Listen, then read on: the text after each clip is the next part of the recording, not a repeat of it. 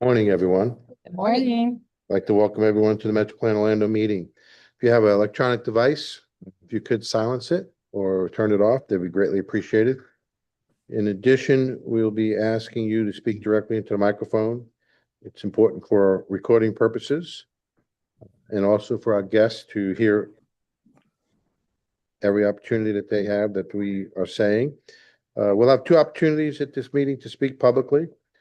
Public comments and action items will appear at the beginning of the meeting and also at the end for general comments. Anyone would like to speak, please fill out the speaker's card. It's either online or in the back of the desk. Janine McKinnon's back there. Good morning, Janine. Just welcome committee today. That's correct. I would like to ask Carson Good from the Orlando Airport to lead us in the pledge. Can we all stand, please? Mr. Good?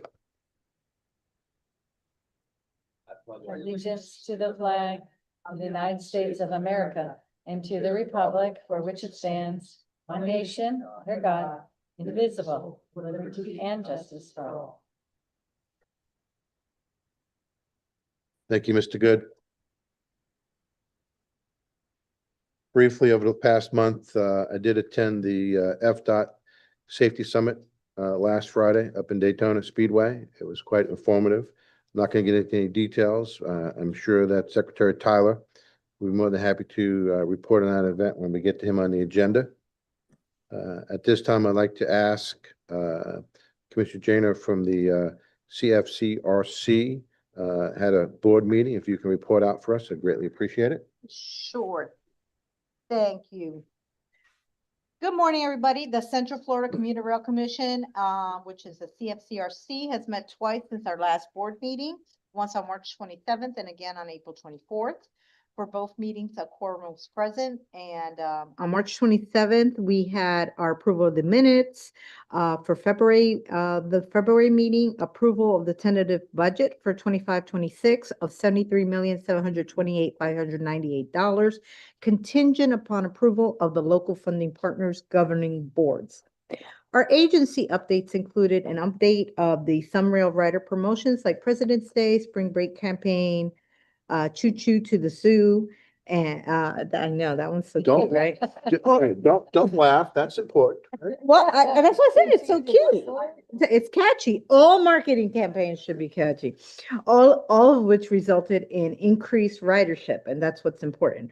Ridership continues to grow. Average daily ridership for February 2025 was 5,405, which is a 16% increase from 2024. The Customer Advisory Committee, Technical Advisory Committee links and Voltran also provided updates.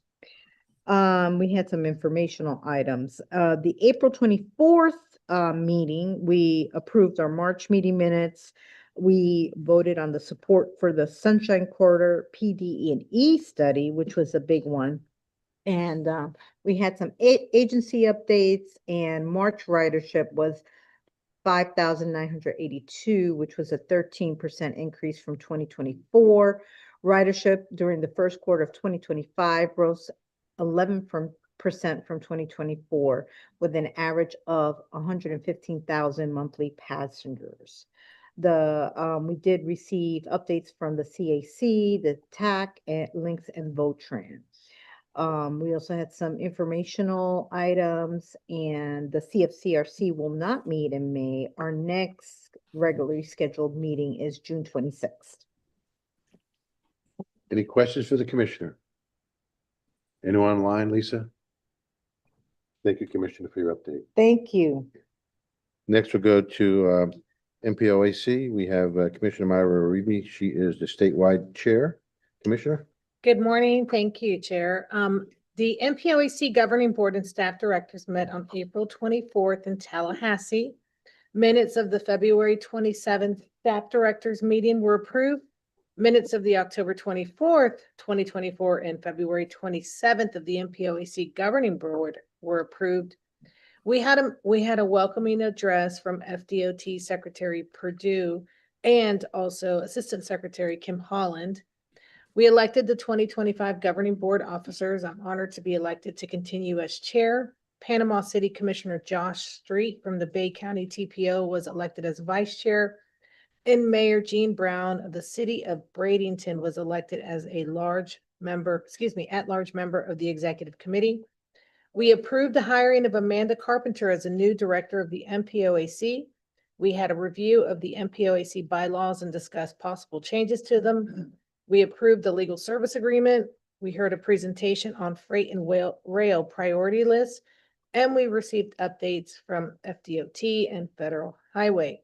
The next MPOAC meeting will be July 24th here in Orlando, and that is all I have to report, Chair. Thank you, Commissioner. Anyone have any questions for the Commissioner? Anyone online, Lisa? Thank you. At this time, we'll move on to our safety moment. Mr. Wilson. Front and center. The floor is yours. Thank you, Chairman Delary, and good morning, everyone. April, which we are just past, was Distracted Driving Month. And NHTSA has put out a new video to draw attention to that problem. Oh, we get. Is there volume for it? The nightlighter. And it's not distracted driving is dangerous, but some people just can't seem to help themselves. There's the steering wheel propper, the sneak-a-peeker, the fast scroller, the nightlighter. And it's not long until they become the fender benderer, the got a ticketer, the veering off the road, the driver who kills someone. Enough with the phones already. Just put them down. And as with all the federal programs, these are all available online for you to use for your local constituents, as well as other materials to supplement. Distracted driving is dangerous, but some people just can't. We got it. We got it. Thank you, Michael. Thank you. On a local level, looking at our data, we've seen unfortunately very consistent ratio of about 40% of our fatal and serious crashes involving distracted driving. It really has not declined. Been consistent like that over the past decade. In 2019, there was a wireless use law that was passed, but it was only a non-moving violation. And actually our KSI involving distraction actually slightly increased after the implementation of that law. There was a bill going through the Senate this spring that would make it a moving violation and add points, but there was a House companion that really did not advance. So we will have to wait until next year for that. So that concludes my safety moment. I'd be happy to take any questions. Before you leave, anyone have any questions for Mike? I just have one question. Anyone online, Lisa? I'm sorry, Commissioner. Mike, I appreciate the information. I know that you said fatal accidents 4 out of 10. Do we know, have we ever broken that down, like pedestrian as opposed to just in a vehicle accident or so forth like that? There aren't as I haven't made that breakdown. It can be harder to tease that out. And this is for fatal and serious, not just fatal. So. Anyone else? Mike, thank you very much. Appreciate it. This time I'll turn it over and recognize Executive Director Gary Hutman for his comments and agenda review. Mr. Hutman. Good morning, Chairman Delary and board members. This morning we welcome Lenny Barden here. It's his first attendance at the MetroPlan Orlando board meeting, and Lenny is the chair of the Technical Advisory Committee, and he's taken over from the individual who relocated to Virginia. So welcome, Lenny. We also have Mr. Chip Scambas here in place of Jay Small as our legal counsel, sitting to the left of Secretary Tyler. This morning, St. Cloud member Gilbert and Sanford Mayor Woodruff, I understand, are attending this meeting virtually.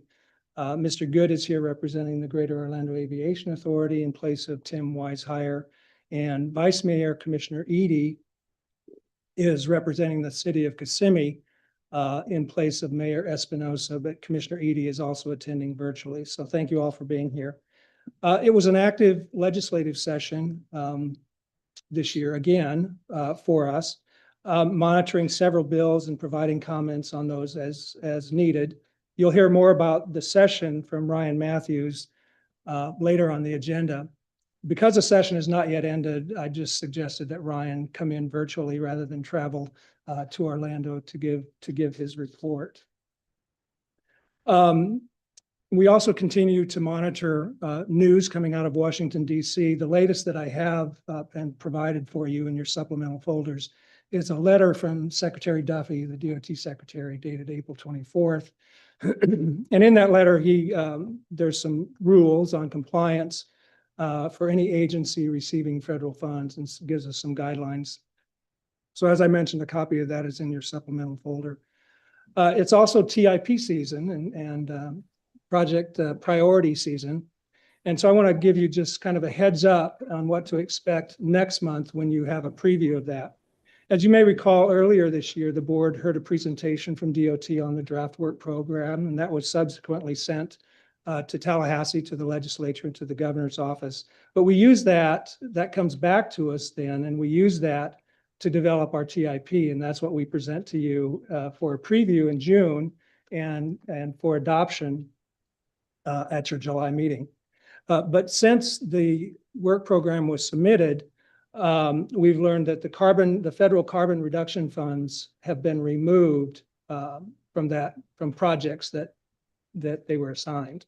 And those included many MPO-funded local priority projects, primarily trails, intersection improvements, and complete streets projects. So as a result of that, and to balance the work program and stabilize existing projects, other eligible federal funds were used to absorb those shortfalls. And that makes sense that would happen that way. But as a result, our reserve and contingency funds in the coming years is going to be very limited. And we use those contingencies to help our partners fund cost overruns. So I just want you to be aware that funding is going to be scarce in the next few years.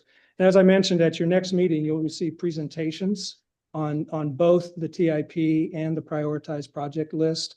And then it will come back to you for action at your July 9th meeting. You have supplemental folders in front of you this morning. They include a number of items. You'll find a copy of the Gray Robinson 2025 legislative session report in there. Behind that report, you'll find a letter from that I referred to from Secretary Duffy is in there as well. And then it includes letters or emails of support from Bike Walk Central Florida, the Nature Conservancy, and the Florida Wildlife Corridor Foundation for the Lake to Lake Trail concept. And you'll be hearing about that this morning. That's the last presentation on your agenda this morning. Then finally, at your last meeting, I was directed to include a place on the agenda for a report from each of our airports. This won't happen at every board meeting, but probably you'll hear one this morning, and then probably for the next two meetings, and then we'll provide that report as it's warranted. So Sean Germolis, I think he volunteered. He may not have been a volunteer, but he is going to provide a brief presentation this morning on what's happening at the Kissimmee Gateway Airport. And then I've asked Stephen Smith to arrange for a report from the Orlando Sanford Airport at the June meeting, and he's agreed to do that. Then finally, I want to remind the Finance Committee members of the meeting that we're having immediately after the board meeting. I believe you received an email on the package of information, and it's also at your seats this morning if you're a member of that committee. We'll be meeting, as I said, immediately following the board meeting, and we'll be meeting in the large conference room. Chairman Delary, that completes my announcements, and there are no changes to the agenda. Any questions for Mr. Hutton on the board? Anyone online, Lisa? Okay.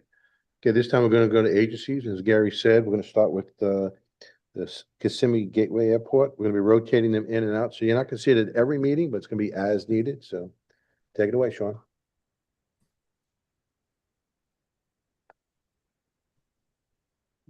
I don't see this. Oh, I got it. Okay. Well, good morning, Chairman Delary and board members. You're in for a treat today because we get to talk about aviation and specifically our 4 public use airports in the MetroPlan area. As a director of aviation at Kissimmee, when people find out what I do for a living, One of my favorite questions they ask me is, Kissimmee has an airport? Yes, we do. And it's significant. We have a significant role that we play as well as the other 4 airports. Everybody's pretty familiar with Orlando International Airport. It's the busiest scheduled passenger service in the state of Florida. And also Sanford International having scheduled service. So what does Orlando Executive and Kissimmee Gateway do? We're considered by the FAA to be a national because of the amount of traffic that we have and the amount of aircraft that are based there. We are a national general aviation reliever airports. And what that means is we cater to all the general aviation in order to relieve traffic from Orlando International.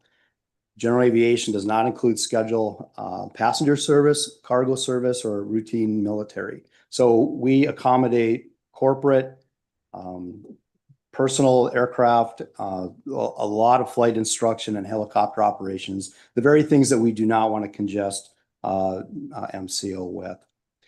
As you can see, the 4 airports last year in 2024, there were over 1,060,000 operations through our airspace. It's a landing, takeoff, and transitioning through the airspace. MCO handled, their tower handled about 38% of that, Sanford 29%, and then between Orlando Executive and Kissimmee, 33%.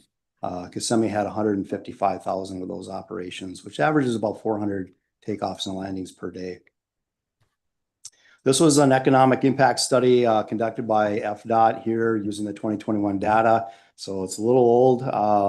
It came out in 2022, but you can see the significance our airports have in the region.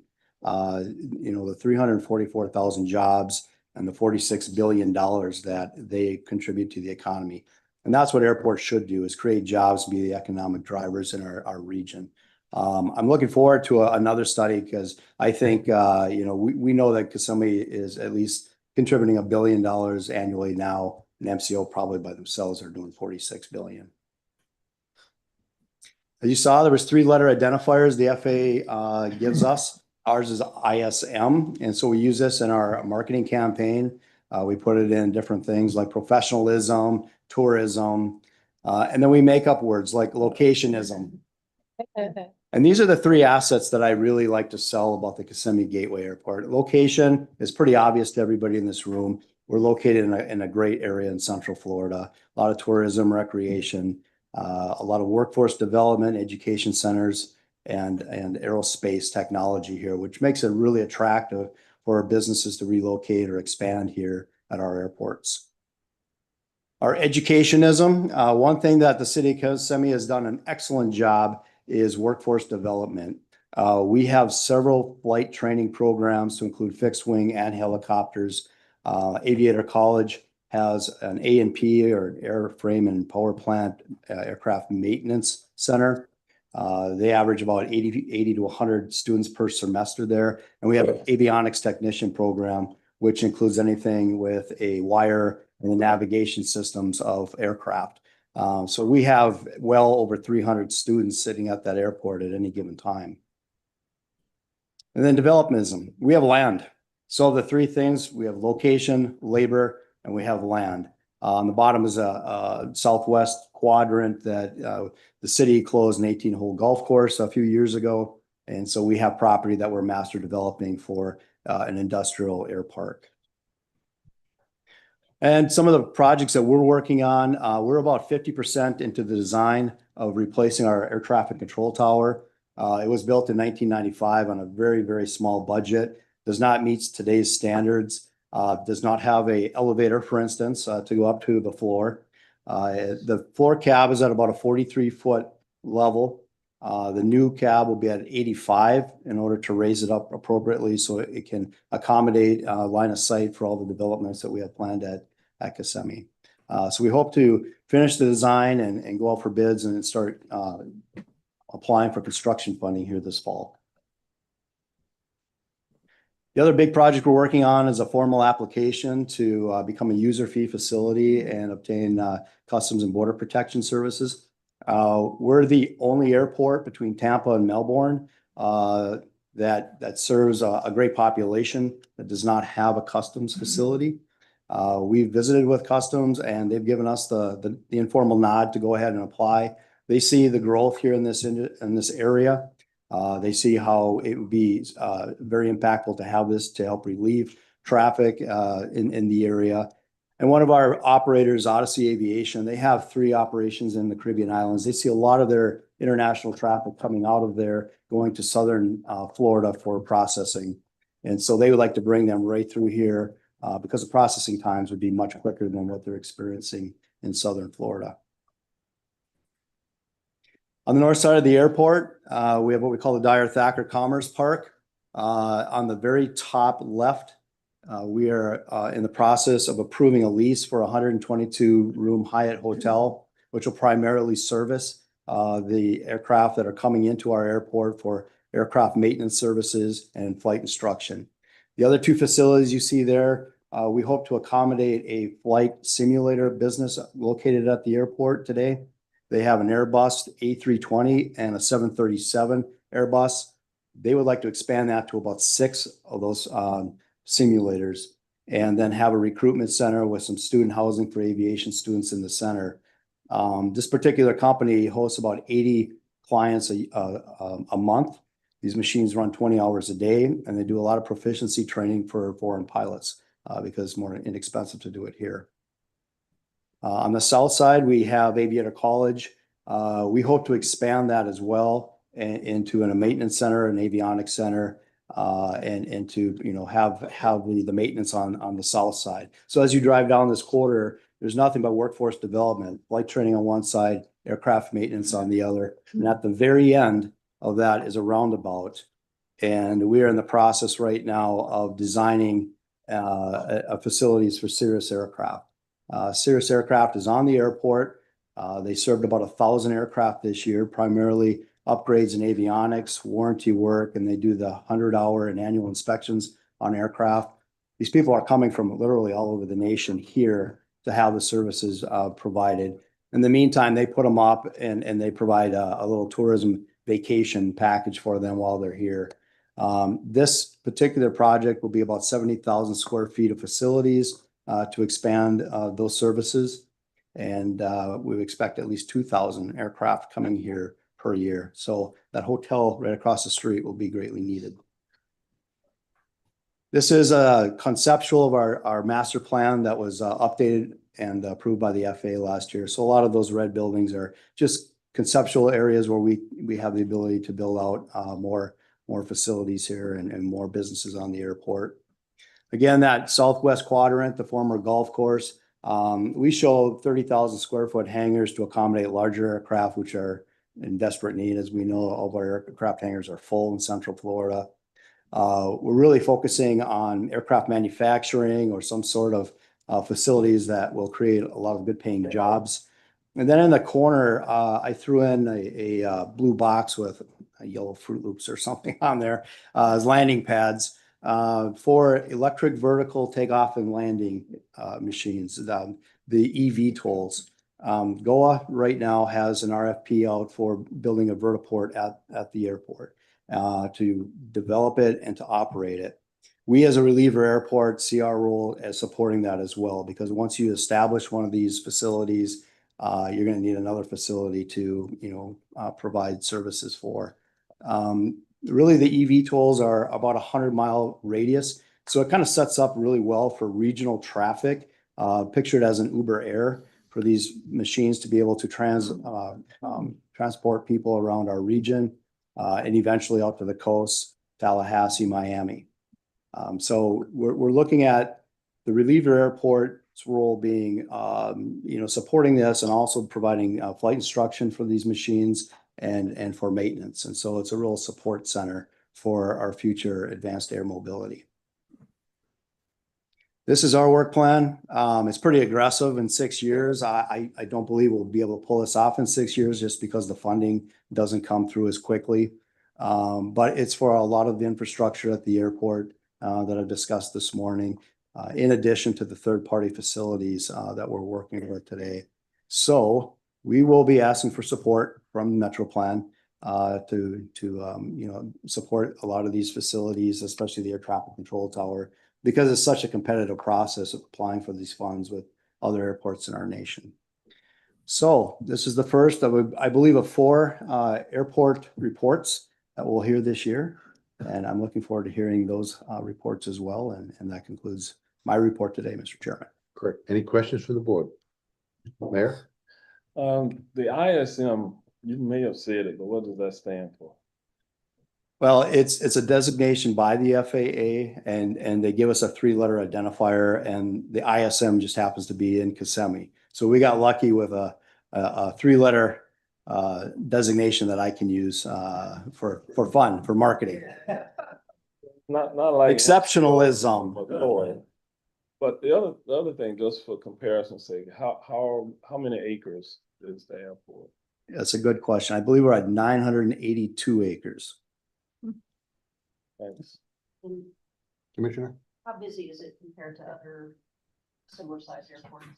We're one of the busier general aviation airports in the state. Again, we had 135,000 landings and takeoffs from the airport last year, about, averaging about 400 a day. And then our control tower handles another 20,000 flights through the airspace. So yeah, we're busy. Any other comments? Anybody online, Lisa? Okay. Thank you very much. All right. Good update. Thank you very much. I appreciate it. This time we'll move to FDOT and Secretary Tyler. Secretary?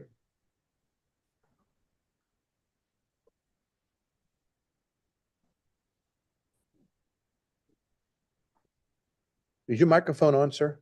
It is now. Okay, thank you. Thank you. Thank you.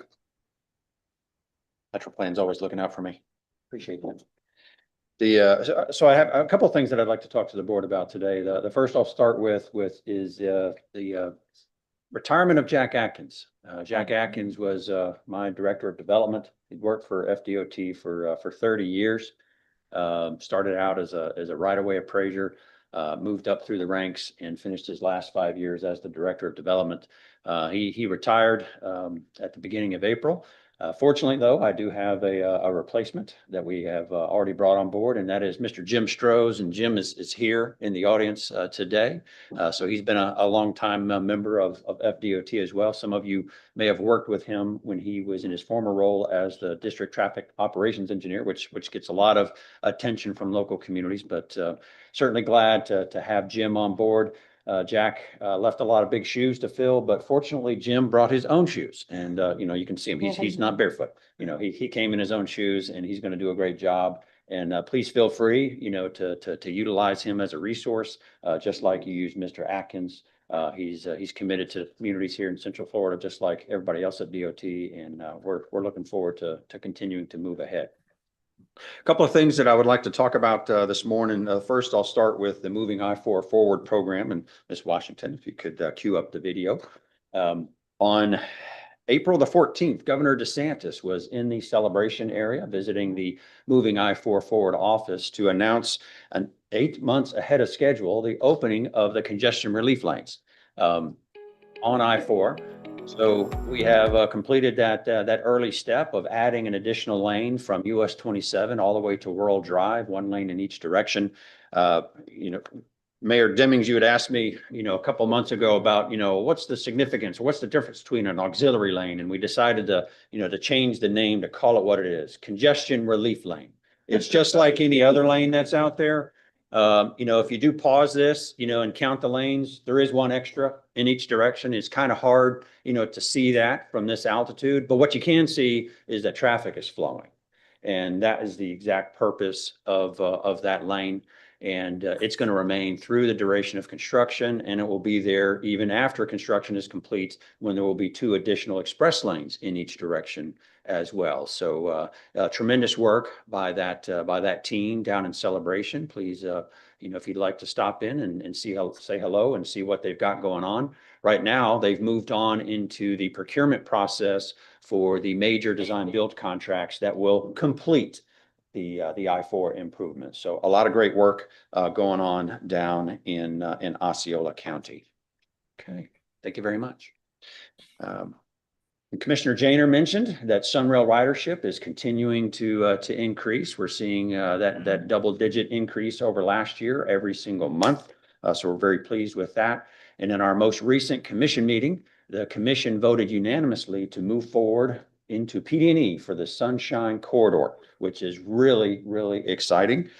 4 of the funding partners, including Seminole County, the City of Orlando, Osceola County, and Orange County, have decided to contribute funds directly to that PD&E study. So really happy about that. And along the way, the coalition of funding partners has grown. We have added to the stable, so to speak. The Shingle Creek Community Development District has also elected to join the effort with a significant investment, as well as the Central Florida Tourism and Oversight District. So that's going to kind of capture those two station locations of the convention center as well as Disney Springs. You know, those respective governments are joining the coalition of funding partners to get the PD&E study moving forward, and that also still includes Universal as well as Brightline as well. So we have a very healthy coalition. So we're going to be getting that PD&E study going literally this month. Efforts have already begun. Activities will heat up as we move through the summer and into the fall. And I'm really looking forward to where we're going to go next with the Sunshine Corridor. The last thing I'll finish on is the Central Florida Safety Summit that Chairman Dilawri spoke about in his remarks. Thank you, sir, for attending and representing MetroPlan Orlando. So this was our 2nd annual Safety Summit. And what the Safety Summit was about is about bringing together cities, counties, law enforcement agencies, educators, as well as community advocacy groups, bring them together to talk about safety and how we can learn from each other, how we can showcase each other's great efforts, renew our motivation, get new ideas and inspiration, and take them back home and try to put them to work. So that was the idea. We met over at the World Center of Racing, Daytona International Speedway, which is actually a tremendous partner when it comes to transportation safety. And we chose them in that location, for that reason. We had over 250 attendees representing 70 different cities, counties, law enforcement agencies, school groups, and advocacy groups across Central Florida. And MetroPlan brought a very strong delegation to the meeting, including several staff members. The Osceola County Sheriff's Office was there, as well as the City of Altamont Springs, Apopka, Longwood, Castleberry, City of Orlando, and the City of Maitland. So Central Florida, Orlando particularly, was very much represented over in Daytona Beach on Friday. So, I mentioned that it's a day to kind of showcase, great things that are going on, and folks and communities from MetroPlan Orlando region were strongly represented in the program as well. So we had a presentation from MetroPlan on Your Vision Zero update that was given by Laura Bach. Mr. Barden from Altamont Springs, she shared with what's going on in the city of Altamont, what they're doing with infrastructure as well as with technology to try to get closer to zero. And then in our safety awards, we honored Orange County, won Project of the Year for their Alafaya Trail pedestrian improvement projects over by University of Central Florida. The Children's Safety Village of Central Florida won our Partner of the Year award. If you're not familiar with the Children's Safety Village, they prepare children to be safe in many ways, including transportation safety. It's an incredible, institution that they have over there.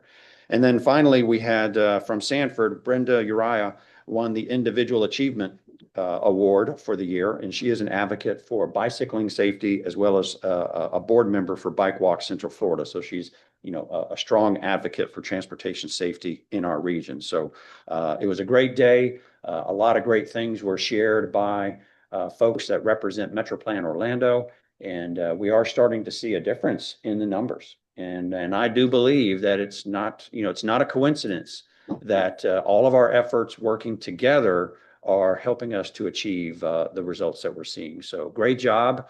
Really appreciate everything that you all are doing. And if there's anything that DOT can continue to do to support your efforts, please let us know. And with that, Mr. Chairman, I'll take any questions. Thank you. Questions or comments from the board? Mayor? You mentioned the Sunshine Quarter. Yesterday, a group of us elected and private sector leaders were in Washington, D.C., and we had a meeting with the FTA, and they alluded to the fact that FDOT, you had been there to meet with them. They were really encouraging about the regional aspect of what we do. While much of the conversation was on the potential for federal funding to support the Sunshine Quarter. They seem very interested in the regional aspect of it because from my perspective, the vision isn't just on the Sunshine Quarter. It is to expand commuter rail across the region so that we can reduce the number of automobiles and dependency on automobiles and thereby reducing the traffic congestion within the region. They were very interested in the regional perspective. And so I just say that as we move forward, all of us in the room are kind of married to each other, within the region. And so in order to solve some of these challenges that we have with transit, we do have to look at a multimodal system. They were very interested in the fact that by getting more cars off the road, it would reduce the need to continue just building roads and infringing on preservation lands or environmental lands. And so as that further develops in the coming years, I just want to remind us that, that's the bigger picture of what we're trying to accomplish. So, thank you. Thank you, Mayor. Anyone else? Lisa, do you have anybody online? Thank you, Secretary. Thank you. At this time, we move on to the roll call vote. Lisa? Arrington. Here. Bates. Constantine. Here. Gomez Cordero. Delari. Here. Demmings. Here. Dyer. Dowless. Here.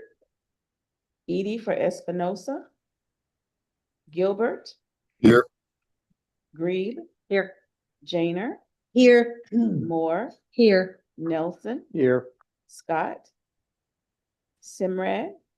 Here. Smith. Here. Ortiz. Here. Uribe. Present. Good for Wise Hire. Wilson. Here.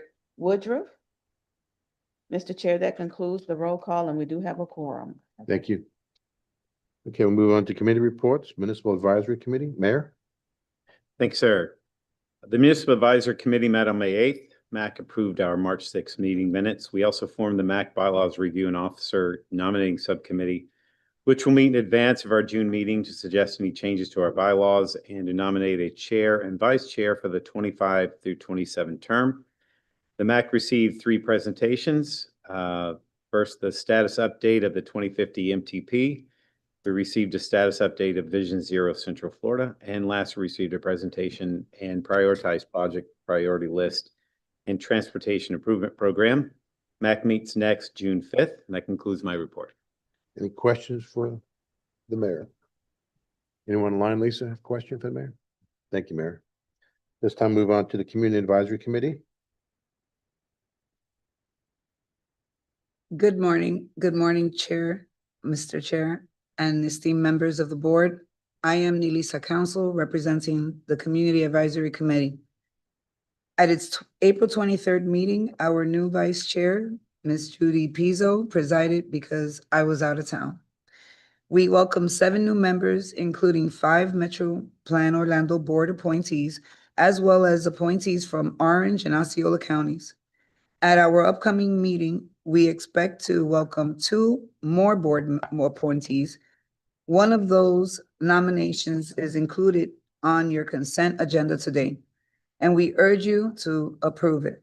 The committee also heard presentations on the status of MetroPlan Transportation Plan, Vision Zero, and the prioritized project list. The next regular CAC meeting will be May 28th, 2025, and that concludes my report. Thank you so much. Thank you. Any comments or questions? Anyone online, Lisa? Okay. Thank you. We'll now move on to Technical Advisory Committee. Good morning, Mr. Chair and board members. For those of you that don't know me, I'm Lenny Barden, the city engineer for the city of Altamont Springs, and I'm your new TAC chair. TAC met a few weeks ago on April 25th.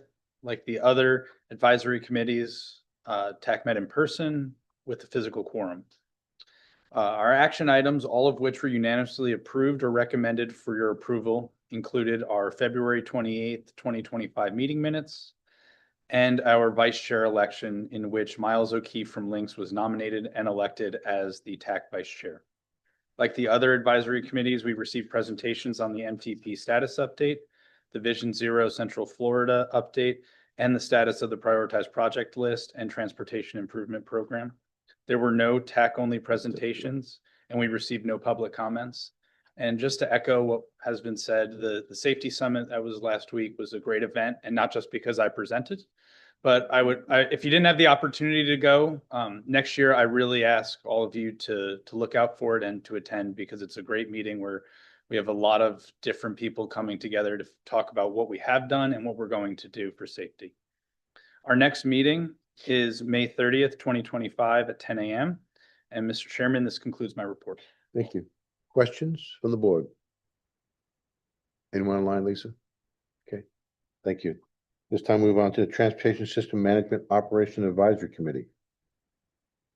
Good morning, Mr. Chairman and members of the board. The Transportation System Management and Operations TSMO Advisory Committee met on April 25th. The minutes for the February 28th meeting was the only item approved by the TSMO committee. We had two presentations. Dr. Ilir Bellari presented Signal 4 analytics and crash mapping for the MetroPlan Orlando region, including updates to the platform and analytics. Mr. Bellari demonstrated changes in the geolocation and diagram tool, which helps law enforcement agencies improve data collection and increases data quality and timeliness. The second presentation was an update on Vision Zero Central Florida by Ms. Adriana Rodriguez of MetroPlan Orlando. Ms. Rodriguez recapped activities being completed by counties, cities, and towns in the region under the Safe Streets for All award, projects that will be conducted under the Safe Streets for All supplemental planning grant, the engineering toolkit that has been developed under the SS4A award, and recent Vision Zero Safety Speaker Series and Vision Zero Task Force meetings. That concludes my report. Mr. Chairman, our next meeting is also on May 30th. Thank you. Comments from board members? Lisa, anyone online? Thank you. I'd like to thank all the committee members for their reports. This time I'll move on to public comments for action items only, either in person or virtual. If you're doing it virtual, please raise your hand. Anyone that'd like to speak, please fill out the speaker form. We also have an electronic one. Each speaker will be giving 2 minutes. This is for action items only. Lisa, do we have any requests? We have not received any. Okay, thank you. There'll be non-action items will be at the end of the meeting. At this time, we'll move on to consent agenda, A through F. Is there a motion or Motion direction? to approve, Gainer. Second. Okay, any discussion on the motion? All in favor of the motion, signify by saying aye. Aye, opposed, like sign. Motion passes. Thank you. We have no action items on our agenda. We have next on our agenda, informational items for acknowledgement. Is there direction for acknowledgement?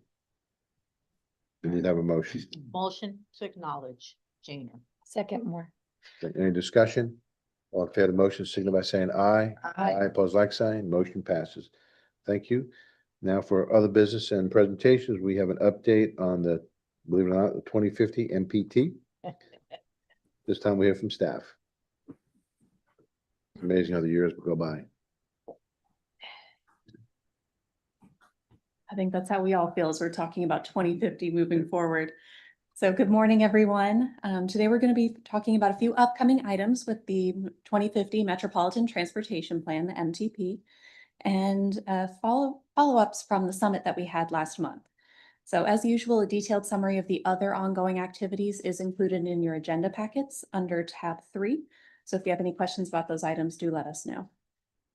So diving right in, we have a few items that are coming soon. The first is a 2050 MTP needs dashboard.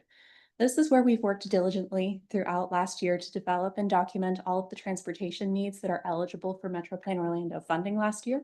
And thank you to your staffs for each reaching out to work with us on this.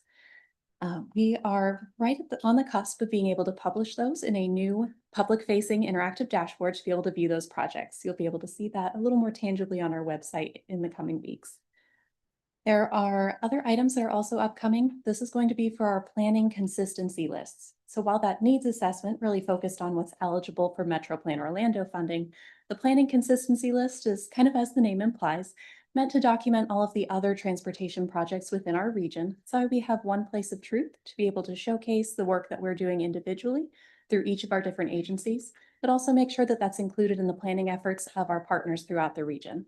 So we will be reaching out to your different teams to be able to work on those planning consistency lists again in the near future. So the last month, we hosted the 2050 MTP Summit, where all of our board members and advisory committee members, over 100 people in total, were in attendance. For those who were unable to attend, a very brief recap. We heard from both our board chairman, Commissioner Delary, and executive director, Gary Hutman, and the summit really focused on how far we've come in the development of the 2050 MTP and what we've learned both technically and through partner engagement up to this point. We debuted the initial illustrative funding scenarios, which are included in your current agenda packets under tab 3 for reference, just in case you need them today. And we also participated in a small group activity called Making Money Move, and we'll circle back to that in a little bit. And then we reported on the results of that small group discussion in a large group format to be able to really see what each of the small groups were talking about and identify some of the more broader themes across how we would like to see the funding policy developed for the 2050 plan. So that small group activity was centered around resource allocation. We had spent the majority of the morning talking about the illustrative funding scenarios, and this activity gave the reins over to our participants to be able to craft their own version of what that funding scenario could look like, having learned of what the implications could be from the first 5 that we had talked about that day. There were a few pre-generated categories for our participants to be able to choose from, but also a few player's choice or other categories to allow each of our participants to really make this exercise their own. So across our 13 small groups that we had, they each came up with their own unique funding scenario. But there were common threads between all of them that really show a broad sense of consensus between what we're thinking about as we look to the future. A few of those themes, there was a strong emphasis on multimodal travel with a balanced approach, as you can see from a lot of those funding allocation chips, just for quick reference, really shown in those first 5 pre-generated categories. So each group did include these 5 categories in their recommended funding scenario, showcasing their importance for inclusion in the funding policy moving forward. So with the variance between the groups really being on how much funding was allocated to each of those different categories. But those did include complete streets, TSMO, active transportation, transit capital, as well as safety. And we'll come back to safety. There's a little more to unpack there. But looking at these first 5 items, this represents 85% of the funding that we're talking about through this MPO funding policy. And based on this preliminary synthesis, we're seeing a lot of consensus already, 85% of the way there. So that's a really good place to start as we're coming out of the summit. The last 15%, so kind of the remaining items, fell into those player's choice categories, those other categories that were suggested at the summit itself. These other ideas include increased emphasis on ITS technology and future-ready innovation, widening existing corridors, but also expanding that topic to include the construction of new corridors throughout our region, expanded transit opportunities, increased public education on transportation, increased training and focus on transportation disadvantaged elements of project design and implementation, as well as a desire for increased flexibility in the MPO planning process. So our team has been reviewing the feedback from the summit, the 24-hour turnaround discussion that we had the very next day at our MTP technical workshop, and as well as the feedback that we've received from the public to date. So we've distilled all of these vital conversations down into 9 primary themes that we're going to discuss today, and the proposed actions that we're saying that we're going to implement based on what your instructions you give me today, to be able to revise those funding scenarios so you can see the next iteration of them with these actions included. So we've been presenting these proposed actions to each of your advisory committees over the past few weeks. So I will be talking about their feedback as well as we talk through those 9 themes. So are we ready? All right. So to jump right in, the very first one, reflecting on the existing funding policy, which was established in the 2045 MTP, we heard from all of our participants that it is time for this funding policy to evolve. So moving forward, the MTP team is proposing that the 2045 plans policy, so our stay the course method, will be used solely as a means of comparison to be able to test new scenarios against, so that we can evaluate if a new scenario is doing more or less compared to if we had stayed the original course. And for those who'd like to see a more visual representation of that, if you look in your agenda packets under tab 3, you'll see a few fuel gauge icons that showed that more or less qualitative evaluation. Those are included in those handouts for your reference. And then safety, I promise we'd come back to this one. The topic of safety was broached in a variety of ways during the MTP summit itself. There was this discussion that safety is a mandatory element of all transportation projects, that there is support for goes with safety improvements on the state highway system resurfacing projects through FDOT's 3R program. But then there was also a little bit of uncertainty that was expressed, that if we're already supporting these first two items, then what does that safety category represent? So that's what we're going to unpack today. First, we can all agree that transportation projects are intended to improve and enhance safety whenever they're implemented. And we've also proven that our commitment and accelerated our efforts to improve safety in our transportation system by developing Vision Zero safety action plans, where each of our organizations, regional, counties, cities, and towns, have developed a high injury network to identify areas of concern, and then developed projects and strategies to address those issues that were identified in those plans. So the original intent of this safety category in the illustrative funding scenarios was an effort to continue our Vision Zero momentum. The safety category was limited to just those projects identified within the Vision Zero safety action plans exclusively, thereby creating a dedicated funding source to be able to advance those projects more swiftly than if they were included through the standard planning process. So reflecting on this discussion, the MTP team is proposing 2 items to explore in the next iteration of funding scenarios. The first being that we will explore scenarios where the safety funding category is included, but likely with a name change to make that intention of what it's intended to do a little bit more clear. And then second, due to the conversations we had at the summit, we will explore scenarios where safety project funding is not included as a dedicated category, but in this situation, those Vision Zero projects would still be included as needs, but they would be recategorized to their most appropriate next category. So this means that the Vision Zero projects would then compete alongside projects from those other categories for the funding within that particular section. So when I say competing, this is in the context that those safety projects no longer have a dedicated source of funding in this theoretical scenario that we're talking about. So for a more specific example, let's say, again, theoretically, the #1 safety project was a intersection improvement.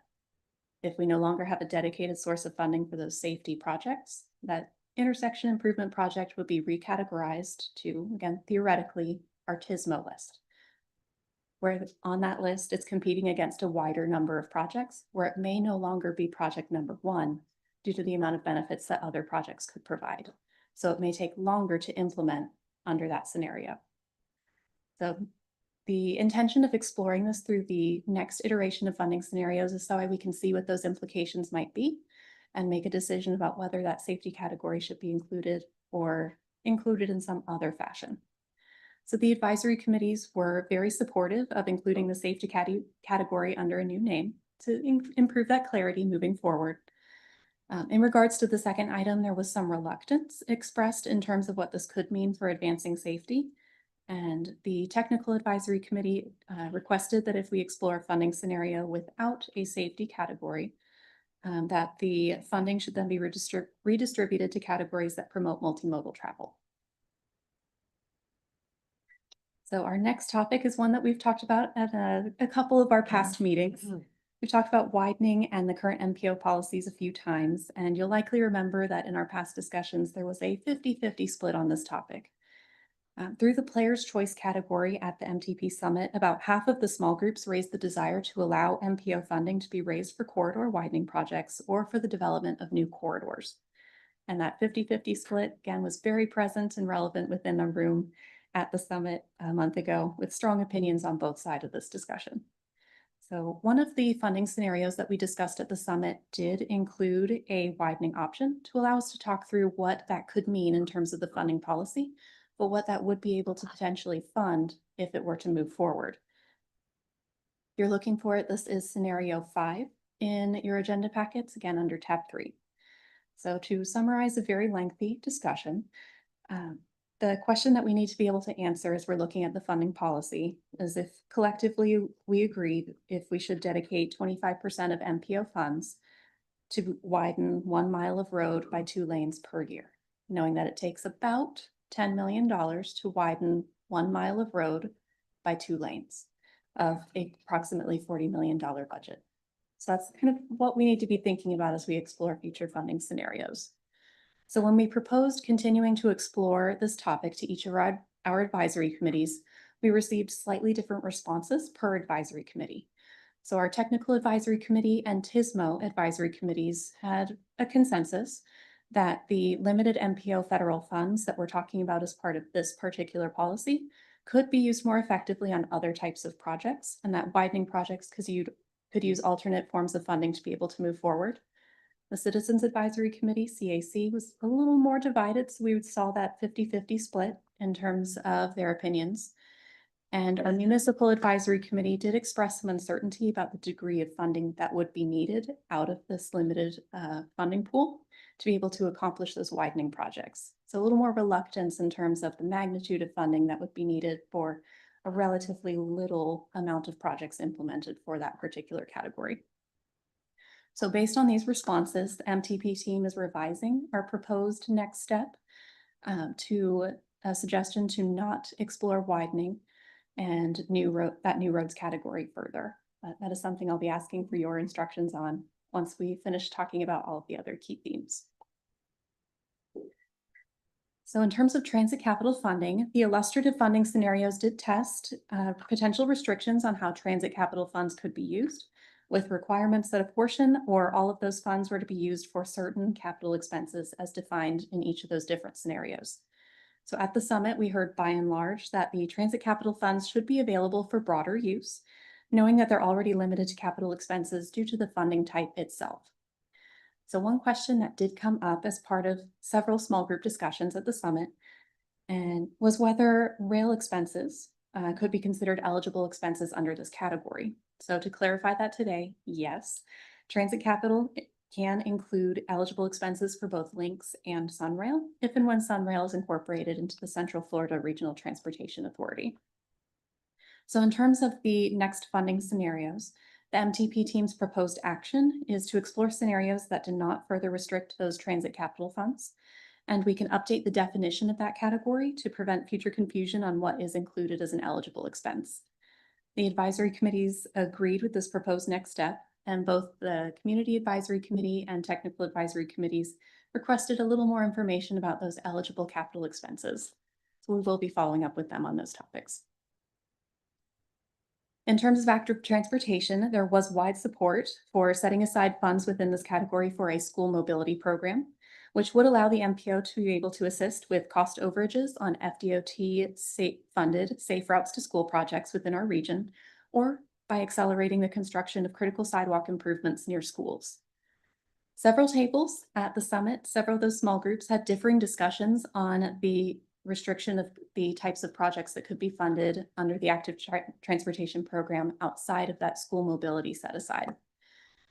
Some wanted it to stay very broad, allowing for trails, sidewalks, crossing improvements, and other improvements of that like. That is not an exclusive list. That's an example from me today.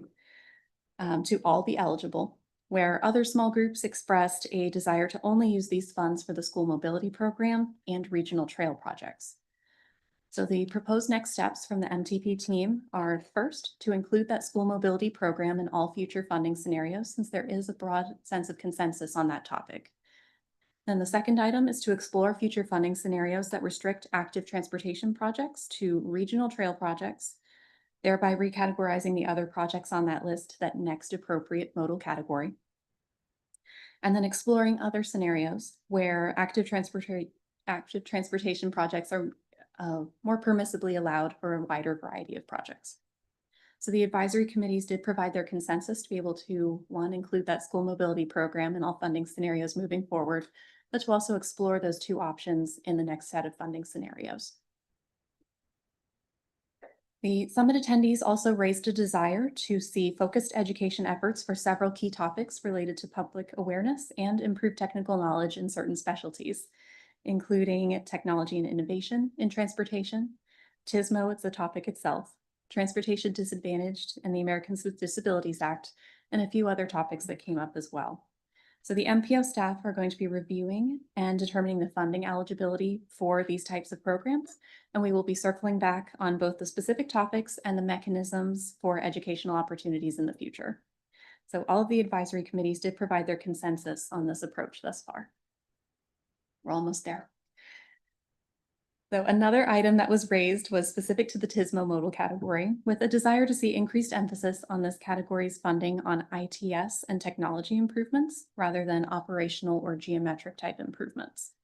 The technical workshop participants the very next day did agree with this item and expressed their desire to see funding set aside for more intelligent transportation system projects improvements moving forward. So the MTP team's proposed next step is to explore this further in the future funding scenarios by including a set aside for those types of projects within that TISMO modal category. And all of the advisory committees did provide their consensus on this proposed next step as well. And this is the last one. There was a discussion about regional studies and questions about how the MPO can continue to serve a strong role to guide large-scale studies to benefit all jurisdictions within our region. So one prime example of a regional study of significance that was raised was the Vision Zero program and how the MPO's leadership role helped secure a Safe Streets and Roads for All grant and the development of our 23 Vision Zero action plans throughout the region. With this in mind, the MTP team will be exploring a funding set aside for MPO-led regional transportation studies, with topics or focus areas for those studies to be determined through future advisory committee and MPO board discussions. And all of the advisory committees did provide their consensus on this topic as well. I miscounted. This is the last one before we summarize. So there was an expressed desire for short-term flexibility in the long-range plan. With the expressed desire to increase the flexibility in the planning process to set aside funds for future projects without yet identifying what those projects are. So this is a fine and delicate line to be able to walk in terms of the 2050 plan, as the plan is federally required to show fiscal constraint, which is difficult to accomplish when we're not saying what those projects are. So there is a possibility of exploring the use of boxed funds, which is a term that we haven't talked about in terms of this 2050 plan yet. So let me explain what that is. Boxed funds are used to set aside funding for specific programs as defined in the 2050 plan itself. And then those funds are utilized throughout the plan's implementation to fulfill the program's requirements. An example of boxed funds that we've used in the past from our 2045 plan is MetroPlan Orlando's traffic signal retiming program. Funding was set aside in the 2045 MTP, and specific projects were then identified and implemented through that program on an annual basis.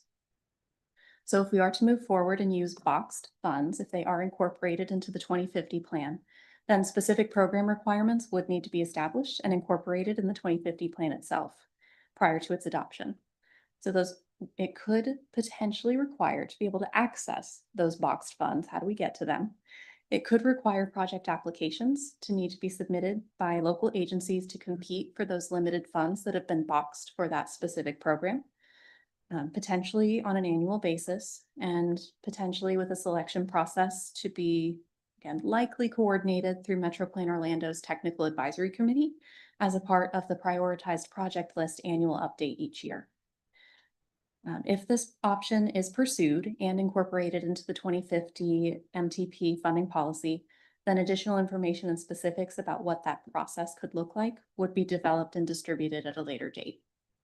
So the MTP team's proposed action on this topic will be to explore the scenarios with those funding set-asides, those boxed funds, for appropriate programs and modal categories, so that we can explore as a group what would be beneficial to the region. And all of the advisory committees did provide their consensus on this approach. So I know that was a lot. Thank you for going through all 9 of them with me. So if our chair. Let's open up for question. Thank you very much. Good presentation. We'll first go in the room before we go online. Anyone in the room would like to make comments? Commissioner?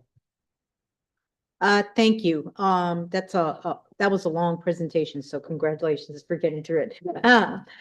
A question, going back to the winding and new roads. So it is my understanding what you said was that based on the consensus from that one summit, you will not move forward to support windings or new road projects.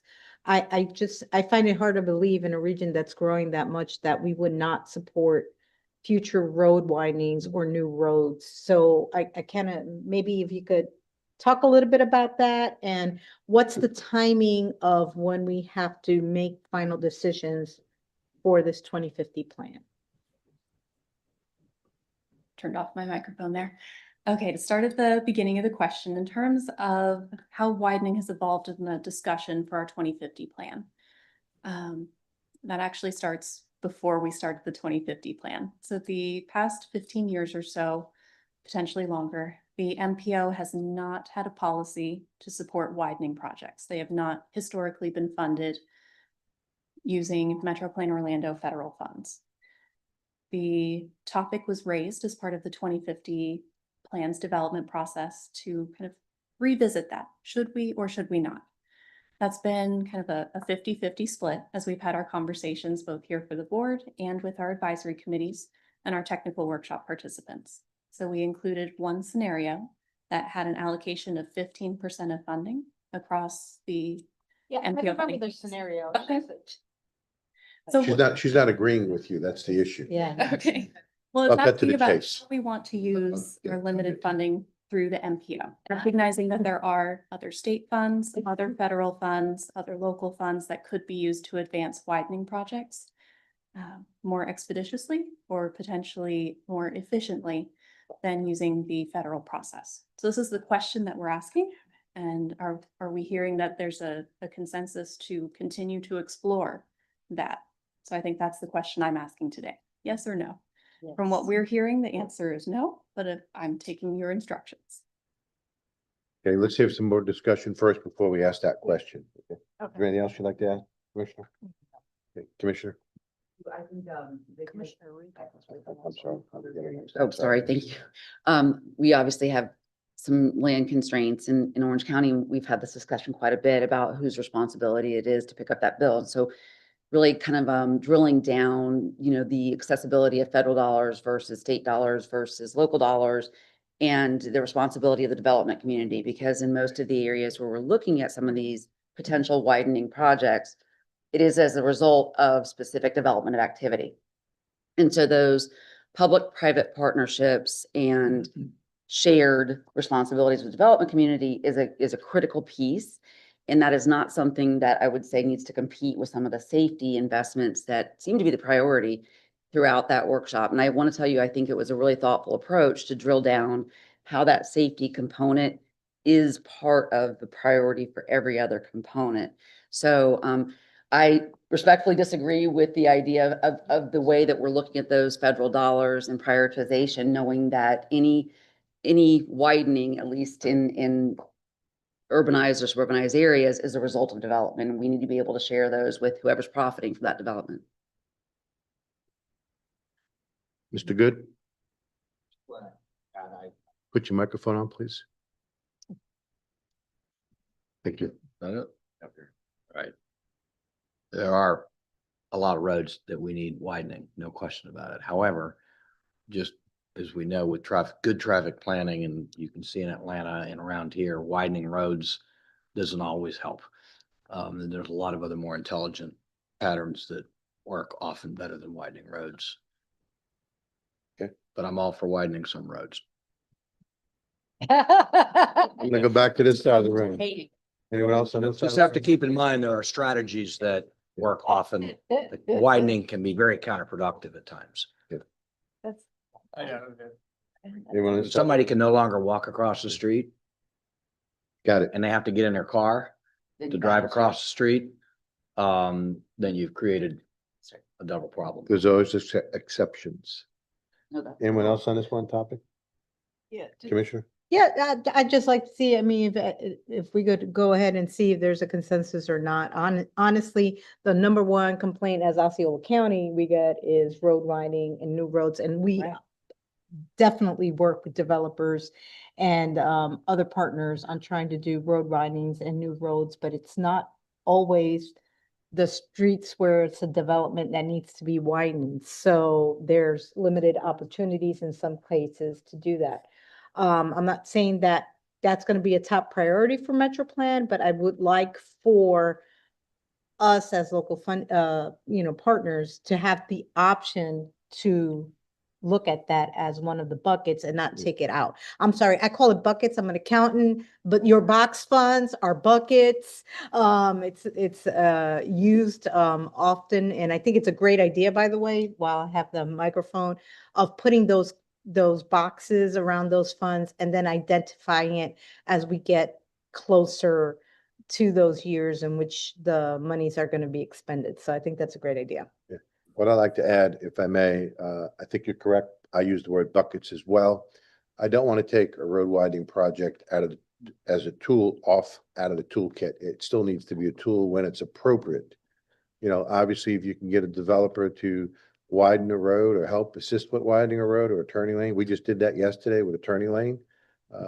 It's advantageous. But I can tell you from my past experience in certain locations, by not widening a road, you now provide a safety issue. I can also tell you in certain locations, in order to go north and south, you have to go east-west. To go east-west, you have to widen the road to go north-south or a new road. And I can see that in certain parts of the county. We're looking at a couple of new roads at our airport area.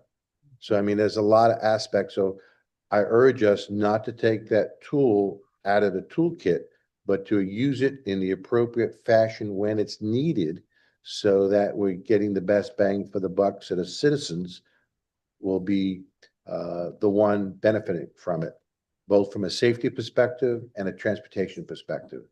So I want to make sure we're not hamstringing ourselves so that we're not just saying we're not doing road widening projects. That's not what we should be doing.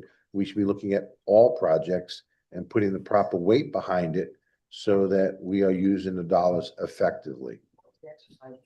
Excuse me? Well, I understand that, but I'm just telling you my perspective. I'm just iterating my perspective. Commissioner? Yes, and I totally agree with you. I think there are times when there are roads that need to be either widened or new roads, and a lot of times we inherit these issues. I know in Osceola County, we've inherited a lot of issues where transportation was not at the forefront thought or at financing. And luckily, we have a lot of road projects going on right now, but sometimes it's not because of the development that's occurring. It's development that had already occurred, but prioritization wasn't given back when it should have been. And so again, we inherit these things, but we may not have all the funding. And if we can get state funds, great, but at times there may be federal funds that would be appropriate. Again, more of, appropriate time. But yeah, I would hate to take it out as well. Thank you. Anyone else in this one? Mr. Yeah, Hutton? Chairman Delary, I just want to clarify something for the board. It's not in response to Commissioner Jainer's concern. We're not saying there's no road widening in the region. We're talking about a limited bucket of funds that we like to reserve for complete streets projects, intersection projects. Some of it we pass on to links and for other safety improvements. But historically, some of that money has been used for capacity improvements. And because we use your direction as guidelines, and then we do what makes sense, much as the chairman is talking about. I mean, I'll give you another example. I'm sorry. I didn't mean to cut you off. I was just trying to figure out how to raise my hand. Okay. Go ahead. You just did, so speak. Okay, thank you. Hello, everybody. I would just like to advocate we just had our a budget briefing meeting yesterday regarding safety funding that we have for some of our roads, and anything that we can use in a pot of money for complete streets it, I think, is a top priority in terms of what we hear from constituents, and then also with just potential funding challenges that we'll see for our own funding of safety. So advocating and pushing for those complete streets for multimodal transportation, super important, particularly in the urban core area. And then also out on east side, you know, if you ever get any opportunity to advocate for funds that can come sooner than later to help improve the safety of Highway 50 Colonial Drive headed past Avalon. It's such a dangerous segment, and we have pedestrian and bicyclist fatalities frequently on that stretch. And I know that it's on the list of funding through FDOT, but constantly is delayed. So any opportunity that we could add to advocate would be very helpful. Thank you. Thank you, Commissioner. Commissioner Arrington? Thank you, Mr. Chair. Real quick, not so much on the widening aspect of it, and I know it doesn't probably relate to federal funds, but I would love if we would start looking at opportunities to not widen roads, but begin to make other connections through our communities, whether that's connecting streets that dead end into other opportunities that might dead end, so we don't have to keep building 6-lane roads throughout Central Florida. I know it's not the conversation we're having right here, but it's just an opportunity. It is what we're having the conversation. Well, so that, I'd like to see more of that. I think creating more boulevard opportunities throughout Central Florida as opposed to 6-lane highways, create better, safer roads, more opportunity to walk, more opportunity to bike. But I do want to add real quick, the safety component that we're looking to eliminate that category, what percentage of funding is that overall category to the whole thing? That's part of the discussion. So Okay. during the first round of 5 illustrative scenarios, it was a varied percentage to be able to see what the implications could be, what could we get for each of those different percentages. So right now, today, diving into percentages is a little much. We're talking about the higher level. Should the category be included? Should that bucket be included? Yes or no? What's going to happen after? How much is that bucket now as it exists today? So if you were to eliminate it, what would that mean? Okay. How much would be spread over those other categories? Let me pull out my notes here. Perfect. I appreciate it. All right. So per the 2045 funding policy that we currently have right now, it only includes complete streets, TSMO, active transportation, and transit. Safety is an element of those projects that has moved forward, but there was not a dedicated category for safety project themselves. Okay. So that is a proposed new category that we're discussing to include for. So I misunderstood. You want to create a safety bucket? That is what we've explored through the Okay, first 5. okay, I'm sorry. I thought Mhm. you had the bucket and you were trying to eliminate it and spread it safety back throughout all of them. That's what a comment that was raised at the summit, because Okay. the conversation expressed a lot of uncertainty about what that new category was doing. Okay. And that's okay. what we were attempting to clarify, but kind of going through that discussion with the advisory committees at the summit, the technical workshop. That's where there's still some uncertainty. Should it still be a category or should it not? So what we're Okay. proposing in the next set of draft funding scenarios. This is not the decision end point today. We'll be developing a new set of revised scenarios with those updated percentages, the updated categories based on the feedback that I'm receiving today, that you'll be able to review at your July meeting. Okay, and then, Mhm. Mr. Chairman, one last thing, obviously transit funds. You mentioned kind of a widespread opportunity. Is that specific to capital or is that capital and operational? Due to the funding restrictions on the type of federal funds that we receive, it is limited to transit capital. That's what I figured you were gonna say. I just want to Yes. make sure I understood that correctly. Mhm. And then the last thing, a set aside for a future idea. I don't know why we would do that. We never have enough money as it is to accomplish the projects that we all know we need to do. The idea that we would set aside funding for something that, as you said, it isn't already on our plan, that we don't or aren't already aware of, just just seems crazy. I mean, right? Because I mean, we never have enough money to do transportation issues here in Central Florida. So I don't know why I would set aside something for an issue I don't know when I already know I got 100 issues.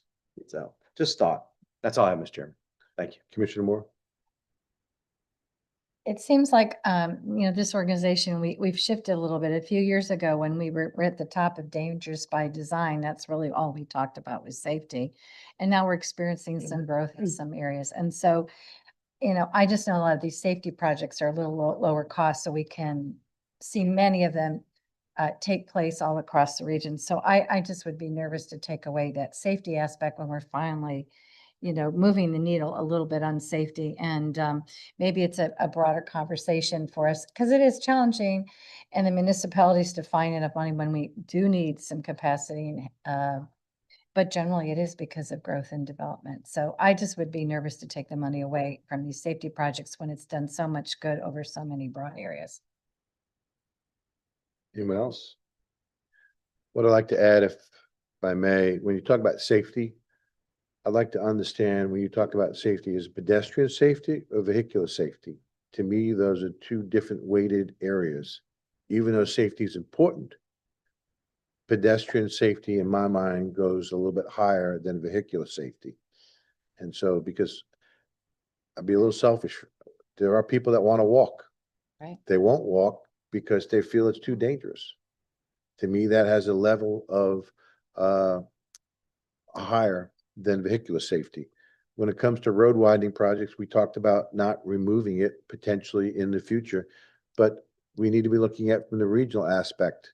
And urban and rural has two different needs. So I want to make sure that we're looking at the urban need as well as the rural need. And we heard from one of our commissioners in Orange County, on the east side of Orange County, potentially there's a bigger need there because if it's more rural.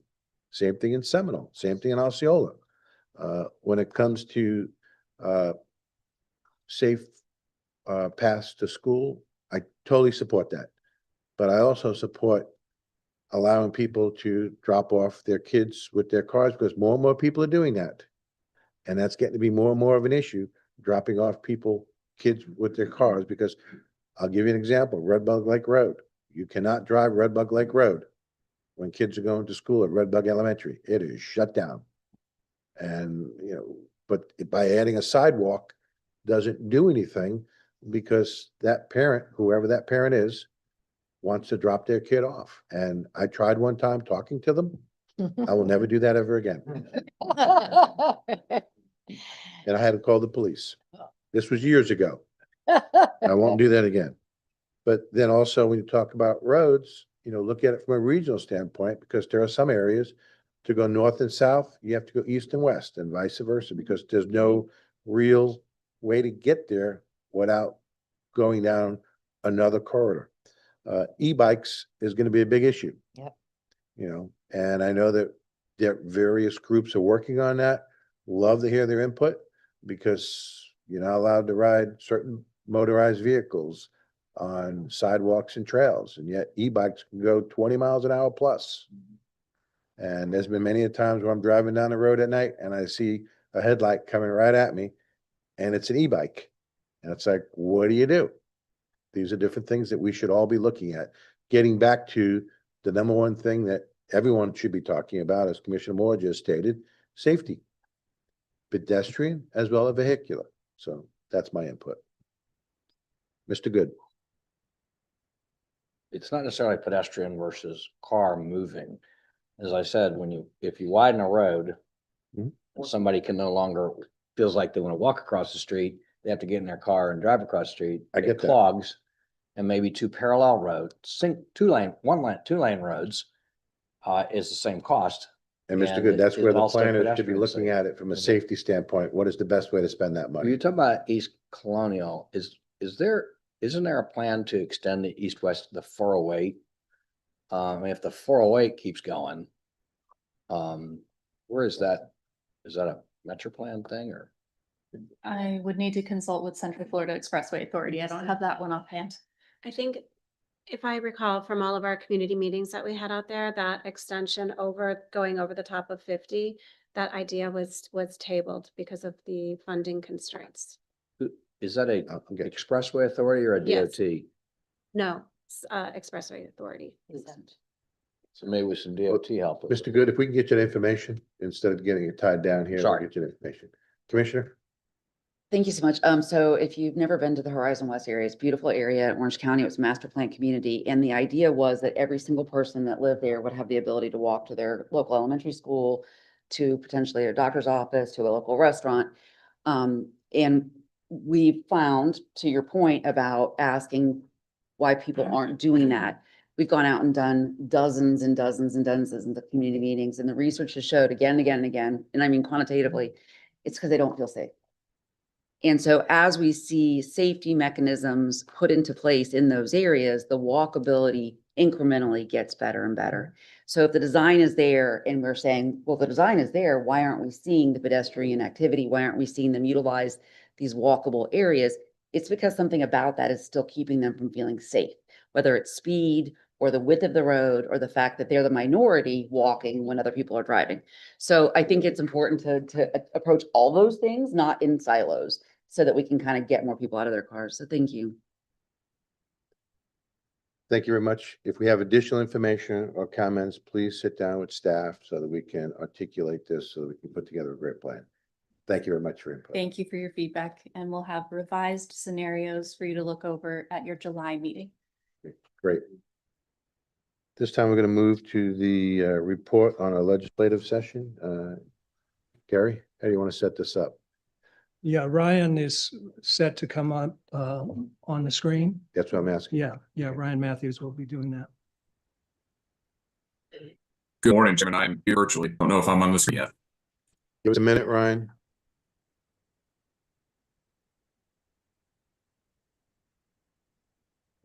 There you go. Perfect. The floor is the microphone's yours. Thank you, Chairman. Very much appreciate that. Good morning, Ryan Matthews with Gray Robinson. I have with me Angela Dreswicki.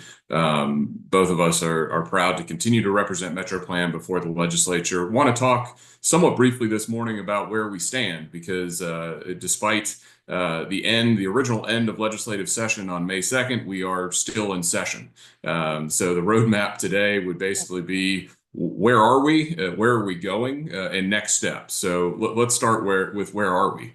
Again, as mentioned, our original end date to the 2025 legislative session was May 2nd. There were this year roughly 2,100 bills filed. Only 200 bills passed. But again, the question is, why are where we are? The relationships in both the House and Senate, and particularly with the House and the governor, have devolved over time. And as we stand today, the relationship between the House and Senate continues to devolve essentially by the day.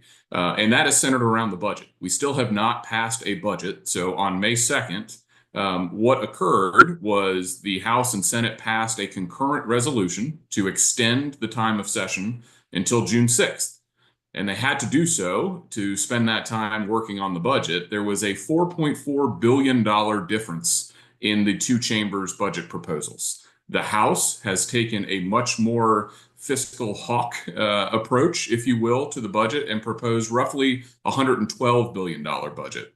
The Senate proposed really keeping spending on track with last year's budget, somewhere around $117 billion.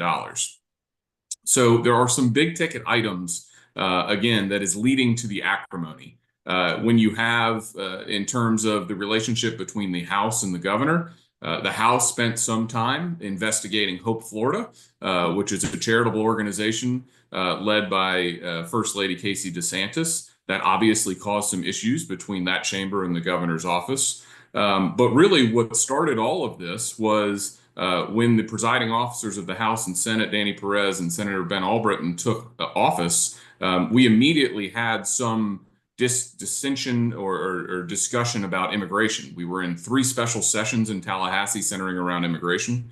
And so that is what has led to where we are today largely. The differences between the House and Senate and the cause of that further devolve or de-evolution of a relationship centers around the budget. The House would like to change or discount property tax or its sales taxes, excuse me, is proposing a significant sales tax cut from 6% to 5.25%, which would be roughly a $5 billion recurring impact. They have also been entertaining a potential property tax, either cut or abolition, depending on who you're speaking with. So a couple of different things that I want to bring up Property tax reform is real. That is something that the House has stood up a select committee to discuss potential property tax reform. Obviously, by and large, the governor's office has been pushing most heavily any sort of abolition of property taxes. But for your individual local governments, this is a discussion that's going to be ongoing for the next 14 months as we get to a potential November 2026 constitutional amendment as it relates to property taxes. That could be a reduction or, again, a complete abolition. Let's talk a little bit about what is still ongoing, because in the concurrent resolution for extension, we have 16 bills that are still being discussed. The largest bill is the budget, again, and there's significant differences between the House and Senate there. But I do want to bring up House Bill 5501, which deals with dock stamp tax distribution. That is a part of the call of the extension of special session. And effectively what the House is proposing now is that the general revenue service charge on dock stamps collections would be reinstated, which means the $466 million or so per year from dock stamps that goes to DOT for the State Transportation Trust Fund is in jeopardy. Again, the House is effectively eliminating a large, in their proposal, numerous provisions of dollars that are going to various specialized budget silos, whether it be the environment, whether it be transportation, et cetera.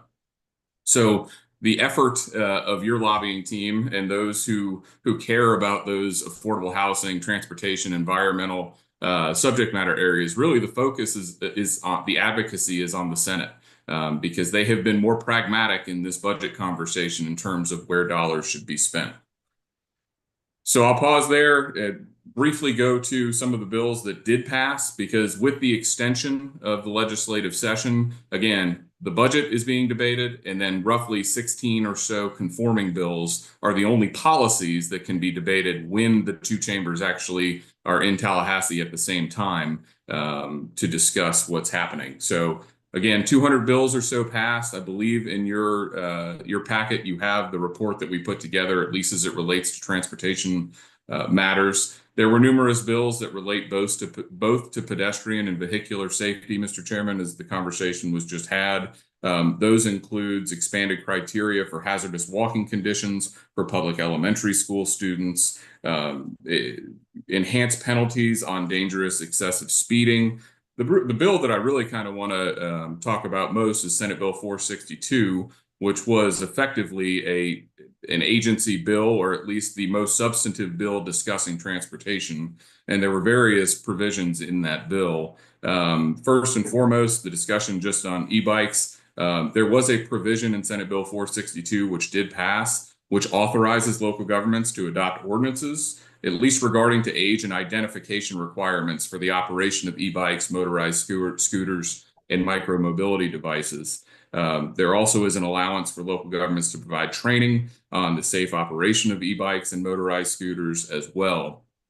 Within Senate Bill 462, there is a discussion as it relates to MPOs. And I'm happy to say that Mr. Huttman came to Tallahassee, made a presentation before the Senate Transportation Committee, and really was widely lauded for MetroPlan for their operation. And MetroPlan has been looked upon in Tallahassee as sort of the example as how to run an MPO. The large discussion around MPOs legislatively has been really consolidation, focused on Pinellas, Hillsborough, and Pasco counties. But within Senate Bill 462, there are numerous provisions as it relates to MPOs. It requires the DOT to convene MPOs of similar sizes to exchange best practices. There are the authorization for a written agreement to be entered into between DOT and MPOs for a cooperative relationship regarding transportation planning. And I will say this also, the MPO conversation in Tallahassee is not over. When we met with Transportation Chairman Jay Collins from Hillsborough County, this is a multi-year effort in his mind. And I think that Mr. Huttman and again, MetroPlan has established themselves as sort of the go-to, at least holder of information when it comes to the legislature. Again, your packet should include the report we have. I don't want to spend too much time on bills that pass because, again, we're not done yet, and so much impact is forthcoming depending on where we land on the budget. So the problem is, and the dysfunction is so much so that right now the House and Senate cannot even agree upon when this extended session will end. The House was in Tallahassee yesterday, and they passed a resolution that would extend session until June 30th. Be mindful that the state's fiscal year begins July 1. And so they are proposing to extend session right up until the day before that new fiscal year starts. The Senate is still operating under the assumption that the extended session will be finished June 6th, as was proposed in that original concurrent resolution. So again, we really have devolved to the point where we can't even agree on when this extended session will end. Just high level, again, the bullet points and takeaways are the House is being very, very mindful about spending. The speaker yesterday from the rostrum said that Florida has a spending problem, and he is trying to rein in that spending for future legislators. Whereas the Senate, again, is keeping most spending items as is, which certainly would have a much more positive impact on the State Transportation Trust Fund and other matters. One final thing, Mr. Chairman, that I do want to bring up. One of the things that the House has proposed as it relates to the property tax solution is to use TDT funds to effectively reimburse homeowners or to alleviate some of the property tax issues. Senator Carlos Guillermo Smith in the Senate tax package put forward a proposal that would allow for TDT funds to be spent 40% on advertising, and then anything above that spending on public facilities, including transportation. The senator was successful in getting that provision in the Senate tax package. The House has not entertained that as of yet. But when I mentioned the 16 bills that are still being discussed and debated back and forth, the tax package is still open. So really, again, all of our work is being done, or a majority of our work is being done on the Senate side, because that's where we feel that we can make the most positive impact. I don't think this will be the only time we're before you, because I'm really not confident that we get a budget done before the end of June, or at least till the middle part of June. So it would probably be wise for us to come back and kind of give you a finalized presentation on where we ended up with the budget. But with that, I'm happy to answer any questions. Thank you. Thank you for your update. Questions from the floor? Anyone? Lisa, do we have anybody online that's raising their hand? I guess we're going to wait for the update. Look forward to it. And thank you for all your hard work, and stay healthy. Thank you, Chairman. Good to see you. Okay. Anything else on this topic, Gary? Not on the legislative Thank session. you. This time we'll move to the next presentation from Mr. Dale Allen, which is the Lake to Lake Trail. Mr. Allen is with the Florida Greenways and Trails Foundation. The floor is yours, sir. To follow all that. It's an honor and privilege for you again today. I want to brief you on a rather unique multimodal opportunity that may be available in your region. But before I do that, let me just introduce myself very quickly. My name is Dale Allen. I'm a former board member and volunteer with the Florida Greenways and Trails Foundation, the state's leading advocacy organization for regionally connected multi-use trails. And my wife, Karen, is here with me today. This would not be possible without her assistance and cooperation throughout this. What I'm here to talk to you about today is something that is only distantly on many of your radar screens, and that is the opportunity to actually develop a trail in coordination with the Florida Wildlife Corridor. This opportunity came to us from the 2023 legislature, but this isn't my first time before you to make you aware of some unique regional trail opportunities. I had the pleasure first time in 2013 when I came before you when Harry Barley was still your executive director, to talk to you about an idea about connecting our local trails together into something called a cross trail, coast to coast connector trail. I was very warmly received by MetroPlan, and with your backing and support, that went on to become the Sun Trail program in Tallahassee in the 2015 legislature. So you listened then, it led to some dramatic changes in the trail program at the state level. And I'm here today again to share with you another program that has come out of the legislature that I hope will also have that kind of transformative effect. Just a little bit of background. In 2015, when the Sun Trails created, it was funded in the legislative creating the program at 25 million. In 2023, that amount of money was doubled to 50 million. And in the Florida Wildlife Corridor was included in the Sun Trail program, administered by the Florida Department of Transportation. The idea here was to create an ecotourism corridor that would link trails in the wildlife corridor and be able to allow more people to access these conservation lands, and to do it in a way that would be generate economic activity in some of the rural areas where these trails can exist. It also gave the MPOs an opportunity to themselves designate regionally significant trails, and I hope you will consider this idea for that category. This all began when, after the legislation passed and the Florida Greenways and Trails Foundation, the Florida Wildlife Corridor Foundation came together and said, can we imagine a way to do this on the east side of the Lake Wales Ridge? And what you see before you is what we discovered after a year's worth of research. It is very possible, because of two historic abandoned railroad corridors. One, the Kissimmee Valley extension of Flagler's East Coast Railway. They came through Geneva, through Chuliota, through Bithlo, Weewahootie, Holopaw, and ended up in Kenansville in Osceola County. And another railroad that was begun in the 20s, I believe, called the Peavine, that would connect Kenansville to Lake Okeechobee. That railroad was never completed because of the Great Depression, and both of those railroads went out of business during the Great Depression, but much of that corridor has been still there in various forms, one or another. In many places, it's been replaced by roads, but a large amount of that corridor still exists and could be available as part of this ecotourism trail that we're presenting to you today.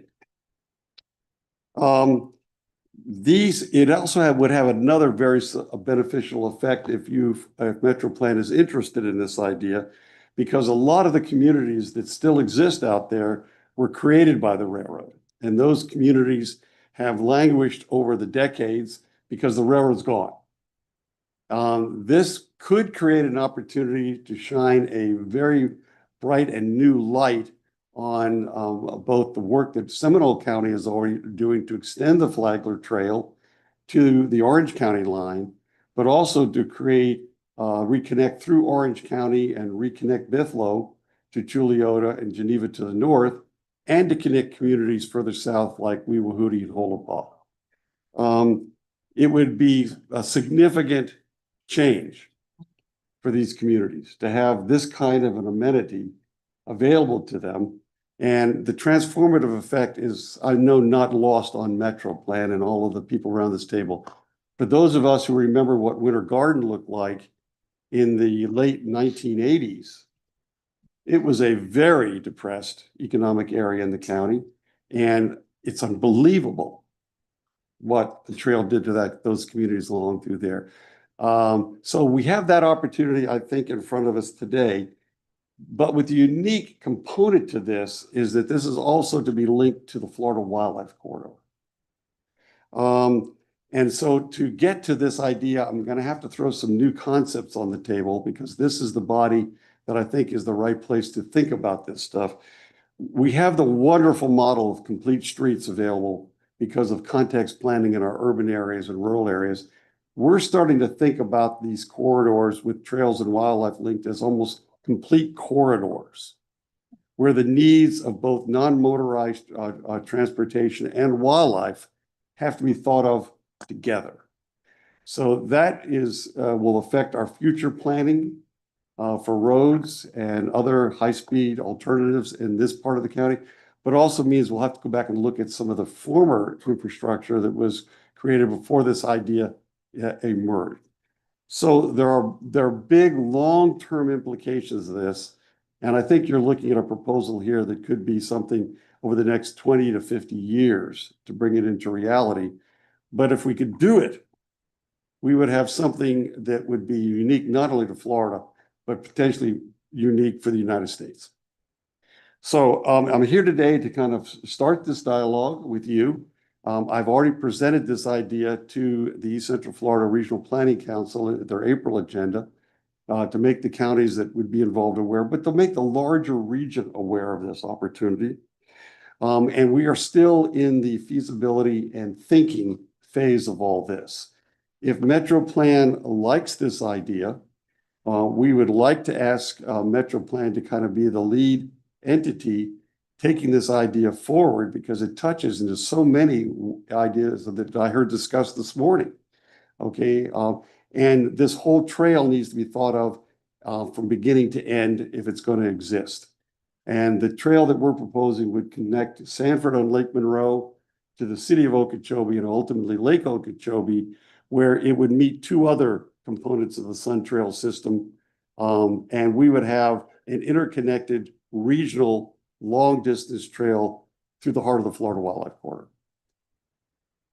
So for the rest of this year, I'm hoping we can get MetroPlan support, include this in your multimodal priorities on your maps, and at a concept level that we can get the counties along this corridor that are represented in MetroPlan and the cities to begin to support this idea and pass their own resolutions of support. And I hope we can get MetroPlan and the counties to direct staff to include this on all their maps as a viable corridor because of these two historic railroads that are still out there and give logic to this whole corridor. And that we can then go forward later this year to the State Office of Greenways and Trails, which manages the opportunity and the priority trail maps and is the gateway for funding under the Sun Trail system with DOT. So that's the goal for this year with your blessing and support. In the years to come, we hope it'll lead to construction. And there's one other component that I would like to put on the table at the very beginning of this, because it goes to the second question I'm always asked. The first one is, where's the money going to come from to build this? And I think if it makes it onto the Sun Trail priority list and DOT continues to get funding from the legislature for the Transportation Trust Fund, we have an answer to that. DOT is already building regional trails, and this would be included in that package, I would hope. But the second question I always going to get is who's going to operate and manage these trails once they're built? That is a much more challenging question to answer because there is no specific pot of money, but clearly the responsibility, the intent of the legislature was that the responsibility for these long distance trails would be county-based. That we've discovered that it's very difficult to create and operate a regional trail when it's done county by county because of the disparity among the counties along these long distance corridors. So we'd like to introduce a new idea here that was also imagined in Senate Bill 106, and that is sponsorship agreements and regional alliances. This would start to bring in not-for-profit organizations and access to public philanthropy into the operation of these trails, which is actually what we're seeing in other states across the United States. Michigan and Colorado are kind of leading this and are now beginning to operate their long-distance trails through these alliances. So with that in mind, I'd like to make myself available for questions, Mr. Chairman, and see if this kind of bold, unique, long-distance vision of a new trail that would connect through all of east, north, south through MetroPlan is of interest to this group. So Dale, what I think you're asking for us from my takeaway from your presentation is you're looking for individual supports from the cities and the county. Yes, sir. Resolution. And then you're asking for support from MetroPlan to put this on a long-range plan. Yes, and included their multimodal priorities. Correct. Well, now we're open for the discussion. Commissioner, you raised your hand first. Thank you so much. And that was part of my question. The first one was, what is the ask? Because I want to make sure I'm clear about my support of this. And as somebody that has two very active trail systems in my district, the value it's brought to the community that is unquantifiable in some ways, but quantifiable in others, including property value and commerce, that this would be, I think, such an incredible opportunity for us to achieve.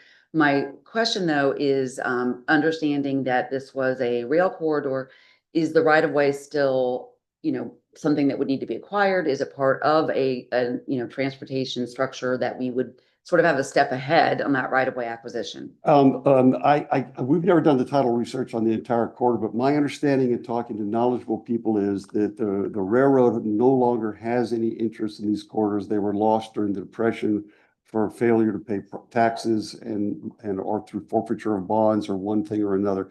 In some instances, we think the counties do own most of this corridor right now. I talked to one Osceola County representative who at the Peavine, they said, oh, we have a road called the Peavine, and that continues all the way down to the Kissimmee Prairie State Park and beyond. In Orange County, a good chunk of this goes through Desert Ranch. It used to be called County Road 13 and was supposed to be the designated corridor for 441, but that got changed sometime in the 50s, okay, to go around that large block of land, okay? In Seminole County, they're working on it right now. The Flagler Trail exists in Seminole County. Today. Excuse I me? just gave you the digital plats for it. Yes, he did. He gave me more information than I have. So I think it's there. The unique twist to this whole thing is if you back up and look at the big map, it goes through probably the largest assembly of conservation lands owned by the state of Florida anywhere in Florida. We're talking hundreds of thousands of acres of land. And in these trail projects, half the cost of the trails is the land. So if we could actually demonstrate that this corridor is either owned by the county already as roads in other capacities, owned by the land managers in these four, it just makes this project so much more doable.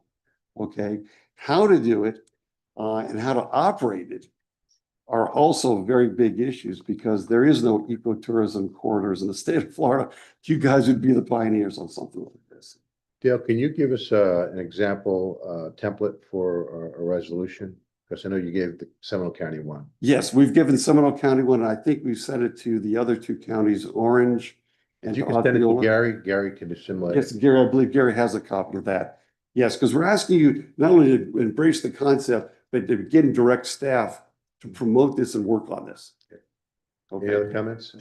Commissioner Harrington? I appreciate the question on right of way. Obviously, looking through the Osceola County section, how many of those are actually working ranches and would dividers have to be created through those ranches as well? But also looking at your map, you may want to reach out to South Florida Water Management District because they have an entire canal system that runs from Lake Toho to Lake Okeechobee that already has right of way already set aside for it. So for some of you, if you have gaps, you might want to look out to them as well. Yes, sir. Thank you. And the one county that's not represented here, Okeechobee County, we've met with them. And they say any ecotourism trail that you can bring to this county will be warmly embraced, especially the idea of it being in the Kissimmee River Valley. One of Florida's great environmental success stories is not known to the broader public, and it could be. Thank you for that. And by the way, this doesn't separate a single ranch. This would either be on the road or right away with opportunities to enter into the existing public lands. But it would be available for visitors to those ranches to use it as a member of the public. I will be interested to see the right of way of the railroads and what that looks like. I think that's going to be the biggest deal. Mr. Chairman, one thing that I think was distributed to everybody by Mr. Hutman was to illustrate, and this panel that you're seeing, this first slide is the first image of a story map that we created to provide the public and elected officials with a huge amount of information that we gathered on this corridor. So this is a web-based link. If you go to the link that you were provided and you can scroll down, you can see all these maps in exquisite detail. Mm-hmm. And you can see all of the issues that we're going to have to face and overcome to make this happen. I think there's more comments. Commissioner Moore? Yes, thank you for your leadership. My district has the coast to coast and we're still waiting for a couple of gaps to be completed by the state. So would you see this coming in behind the completion of the Coast to Coast Trail? It would have to be. We're not even on the list yet. Okay, we'll just want to make sure. Okay, sure but, of but that. the Florida Wildlife Corridor gives us a unique element that we're studying right now. Yeah. That might help us Got one in more. future rankings. And then links. And so you didn't have on your map, connectivity is such a big issue. How many different, you mentioned maybe 2 places where there was connectivity to the East Coast down towards Okeechobee, but are there other links, trails that it would be connecting to? Yes, the Florida National Scenic Trail is in this whole corridor, and it would provide improved public access to it in many areas that are quite remote. But Osceola County doesn't have any priority trails in it right now. This one would come across through the community of Bithlo, and our big challenges are going to be how do we going to get a trail across Colonial, and how are we going to get across the 528? Those are the 2 massive barriers that are in the way of both people and wildlife. Yeah. And then finally, we just had the West Orange Trail resurfaced a portion. It was $1.25 million. So maintenance for some of these smaller counties could be really challenging. I hope that you'll advocate for the state to help with some of that maintenance. Yes, ma'am. If this makes it, and it's going to be you that are going to be advocating for it, we're just bringing this idea forward. But if it makes it into the Sun Trail priority, that's one of the commitments that the DOT has made is they will construct these trails and maintain the asphalt surface of them. Great. Going forward. The operation maintenance day to day is the counties. Thank you. Anyone on this side of the room? Commissioner? Yes, thank you, Commissioner. Thank you for your presentation and the support of the project. I have one cause of concern that's not, it's rested in a larger economic scale. So animals obviously need more than a hallway to live in or the corridor, right? They need actual habitat. And counties' efforts to purchase that habitat land is expensive. Yes. And if we begin to lose our funding mechanism to purchase those conservation lands, I would have a concern of supporting a project that goes through the heart of the corridor, because then the corridor becomes the habitat. And I think that then we begin to see unfortunate circumstances happen, like we did in the news with the most recent bear attack. So if we begin to lose the ability as counties to purchase conservation land for actual habitat, and we begin to then put structure, infrastructure through the actual corridor, which is now serving as the habitat, I would not be in support of the project at that time. But it's not based on your project. Unfortunately, it's based on the availability of funds to continue to create preservation and conservation space. Yes, ma'am. I've heard this concern, but in fact, I think it could have the opposite effect. I think by shining a bright light and where there are gaps in the existing conservation matrix, and the maps that are included here, if you go back and look at them very closely, they just jump out at you. Even with the trail, if we don't close those land gaps, we're going to end up with islands of wildlife. There's just no other way. I think the trail, in a sense, will give us a focus for a continuous corridor for wildlife. Because if the trail has problems getting across a major 4-lane highway, so do the wildlife. Okay, so these dual linkages is really what's driving this project, as well as some return to those communities through ecotourism and visitation that might make them more economically viable places to continue to live. I hear you, and in a perfect, if it goes the way it should, I hope that that's what happens. I just have concern if there's a narrow corridor that the animals are living in, and we put bike trails and human activity through there. Okay. That then the animals are either displaced, or we have conflict between human and animal because they don't have anywhere else to go. If you look closely at the story map, that's not the way it's designed. Dale, I can answer that as well, because I'm sorry. a lot of national trails, because I've walked a lot of them. When there's sensitive areas, they go through the urban corridors. They bypass those sensitive areas. I've seen that time and time again. Yeah. Now, in other areas, I mean, I can talk about various countries where there's sensitive areas for wildlife. They'll bypass them if there's an urban area and put the trail right down the corridor of a small city or a town. This is the opening bell. We're just now giving you the idea. We have months. I hope staff will bring this back, and Mr. Hutman, I hope this will come back in some form, maybe at the June meeting of MetroPlan. Yeah, just for the board's information, what Dale and I have talked about is that I was happy to make time on an agenda so he could talk about this with you. But that I would not bring a resolution before the board until each of the individual counties pass the resolution of support. So depending, and I understand Seminole just did that yesterday. Yeah, Okay. so based on timing, it could be July. We don't meet in August, could be September. It just depends on when Osceola and Orange get to it. Okay.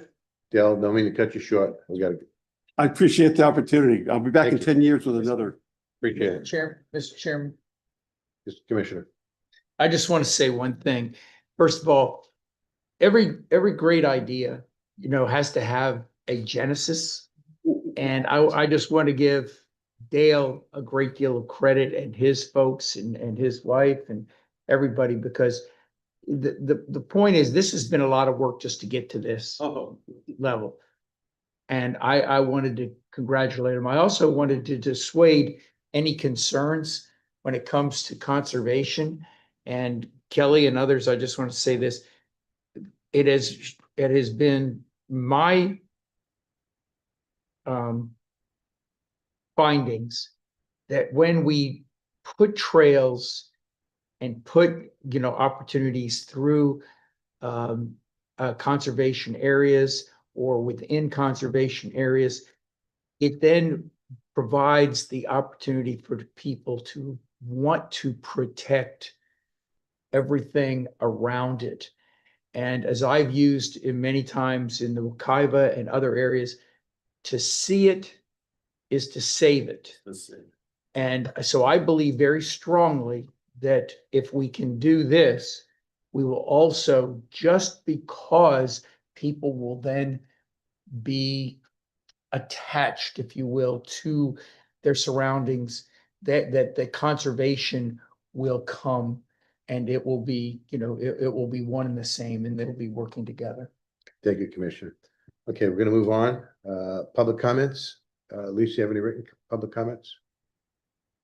Yes, Chair, we have received a request to speak from Mr. Jim Mazinski. Okay.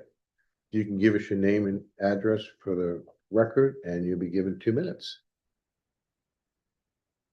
My name is Jim Muzinski. I reside at 5537 Chenault Avenue in the city of Edgewood in South Orange County. I'm here today in reference to the item in the information section, which was the letter from the city planner from the city of Edgewood. It was item L. This was in reference to comments that I made, public comments at the TSMO meeting in February. And I want to make the point, I stand by my comments at that meeting. And also, as I stated at that meeting, and this is in regards to improvements that were made about 2 years ago, or slightly over 2 years ago, at the intersection at Holden and Gatlin Avenue in the city of Edgewood and Orange Avenue, State Road 527. That the improvements that had been made, which included replacing broken traffic sensors, which county staff had said had probably been broken for years, I think 2 of the 4. Also restriping and reviewing the traffic timing, had improved traffic functions at the Holden, Gatlin, and Orange Avenue intersections. And I went to that meeting, the TSMO, in reference to that is part of their mission statement, to identify low-cost solutions to traffic problems and to see that they get implemented and to improve traffic functions. I did not expect my comments to generate such interest in the response. At the TSMO meeting, my comments were well received.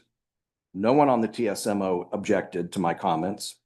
I believe his name is Brian Sanders, the member representing Orange County, explained to the rest of the board the improvements that had been done and continuing monitoring of the intersection that was still going on. Now, regarding the memo, and I don't know if you have it in front of you, but I'm not going to bore you with going through it by detail. There's the point that the planner for the city of Edgewood makes that the referenced improvements were only deemed a short-term fix, with that fix projected to be effective only until at most the year 2035. Now, I think for spending probably about $100,000 that the county did in replacing broken items and monitoring it and improving it, getting something to be improved even for a couple of years is important. Now, in this case, 2035, I think most everybody here, based on a lot of conversations before me this morning, would take that and be very happy with that. Excuse me, sir, you passed your 2-minute time. Can you conclude, please? Sure. I just want to make the point that I stand by my statements, and if anybody has any questions, I'll be happy to answer them. Thank you. If someone has, they'll be in touch with you, sir. We have All your right, information. thank you. Lisa, anyone else? I have received no more Okay, requests. anyone online? I don't see any Okay. hands raised. This time we'll go to board comments. Is anyone, Commissioner? Very germane to the discussion items today. Orange County has its second transportation visioning session tomorrow morning at 9 o'clock at the Holden Heights Community Center. And that's at 1201 20th Street, Orlando. I can send the memo to Gary and have him distribute it. This was in part in response to a memo I submitted looking for alternate forms of surtax opportunities that would include things like trails, complete streets or safety investments, not just widenings or specific to transportation. So the original memo was based on Alachua County's Places and Spaces surtax that they were successful with. And so Trust for Public Land Executive Director will be presenting, as well as I believe someone from Seminole County. So it'll be a good session for those of us in the room that work regionally, and I just look forward to finding a way forward and finding more revenue sources that can really provide something in the future for things we know that are quality of life investments for all. Thank you. Anyone else on this side of the room? Anyone on this side of the room? Thank you. Our next meeting is June the 11th at the same location. Meeting is now adjourned. Well, that, we didn't All even right. have a consensus on the white. There was a lot of talk about roads.